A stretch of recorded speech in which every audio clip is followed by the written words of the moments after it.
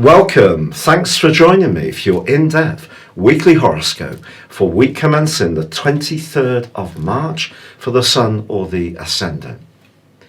Can I ask you a big favour, please?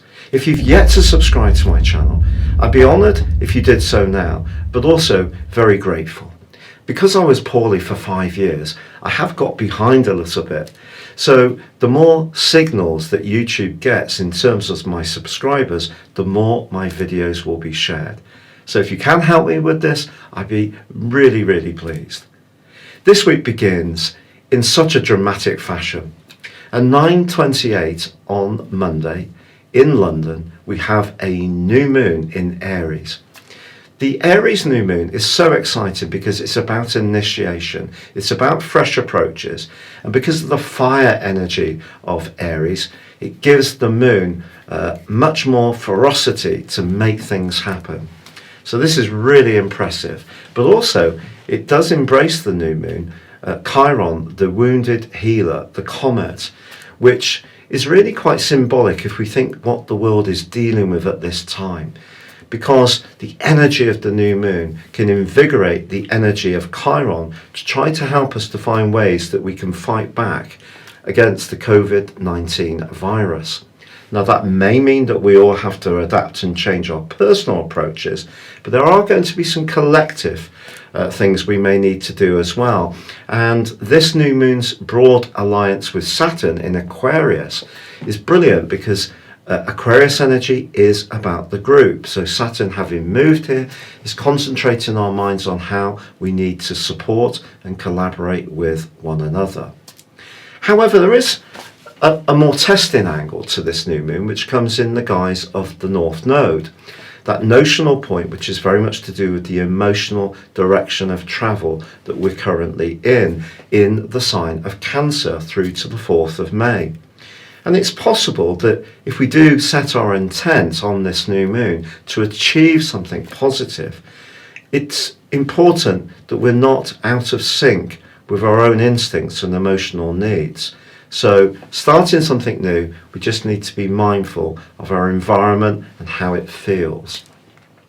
Talking of how it feels, if you are meeting someone for a first date, the first half of this week could really be quite seminal because Neptune and Venus forge a quite beautiful link. Or you could find yourself having a lovely moment of unity with someone, a friend, a family member. It could be very, very beautiful. But then in the second half of this week, Venus forges an absolutely wonderful angle to Mars, Jupiter and Pluto. And this can transform all our approaches to relating in quite an interesting way. Because of course, Venus is in the sign of Taurus, which can be about more material instincts. It can be about more sensual matters. So it's all very earthy, this. So if we are attracted to a new approach or a new person, it may be that they're going to bring something into our world which is more substantive. That sounds really good. However, a more challenging influence this week is the square between Saturn, newly arrived in Aquarius, and Uranus in the sign of Taurus. Because both of these are the co-rulers of Aquarius, they're very much about innovation, but in different ways. Saturn gives us the courage to change the structures which are more traditional, bit by bit, whereas Uranus is much more the rebel. So because they're both in fixed signs, there may be things that we do need to change and adapt that we could find ourselves resisting, and that can create some tensions. Just be mindful of that. But as this week draws to a close, Mercury in the sign of Pisces finally emerges from shadow.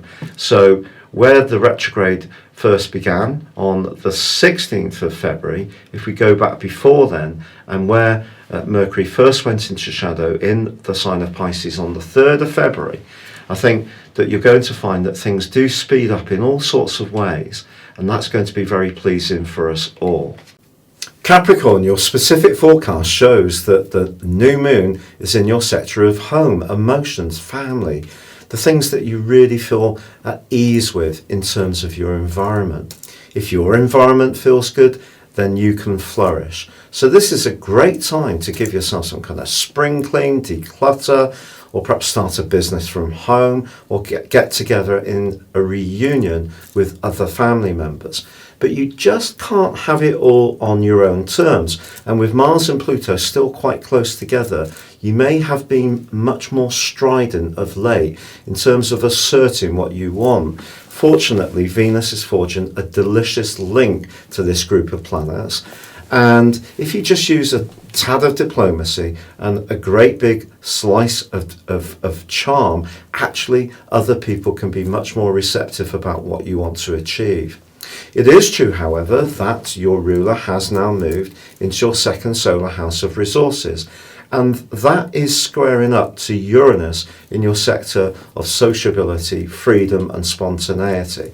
So I think if you do want to splash the cash a little bit this week, it's probably best just to try to think carefully about whether you really do need an item or it's more of a compulsion.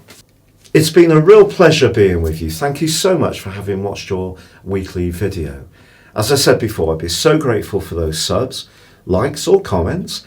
And also, if you'd like to subscribe to my monthly astrology magazine and regular mail outs, please click the link below. You can also get your free daily horoscope in so doing, or you can order your 12-month personal horoscope based on your time, date and place of birth. And you get your character analysis with this in a deal where you get 30% off. Or you can choose to have a one-to-one with me personally.